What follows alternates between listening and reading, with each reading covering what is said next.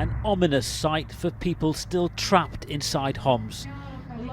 Syrian army tanks advance menacingly towards suburbs still under opposition control. Dozens of foot soldiers follow. Evidence perhaps that the Assad regime is preparing for a final push on the city. Those who've got out of Syria in recent days talk of a worsening humanitarian crisis, of a regime determined to crush its opponents. The Syrian government denies targeting civilians, but this man from Homs says he was deliberately shot by an army patrol. The city's hospital is being used as a base by the army, so people are dying because they can't get medical help. Their only option is to escape. In the next room, a man who lost his leg to a landmine. Getting out of Homs isn't easy. But still, people take extraordinary risks.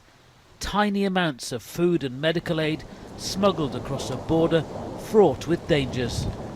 Braving terrible conditions and freshly laid minefields just on the Syrian side of this border, dozens of refugees are nonetheless coming across every day into the relative safety of Lebanon.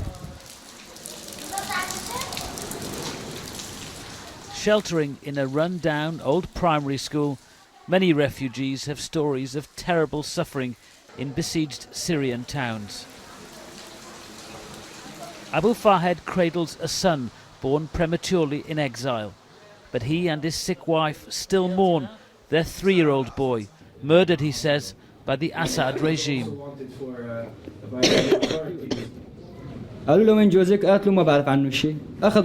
was smuggling food into Daraa, says Abu Fahed. When officers came to the house looking for me, they took my son Mohammed as a hostage, saying they'd kill him if I didn't give myself up.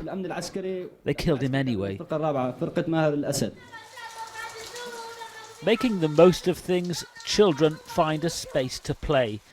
Their parents haven't heard from relatives stuck inside Syria for days. Davis, BBC News, Northern Lebanon.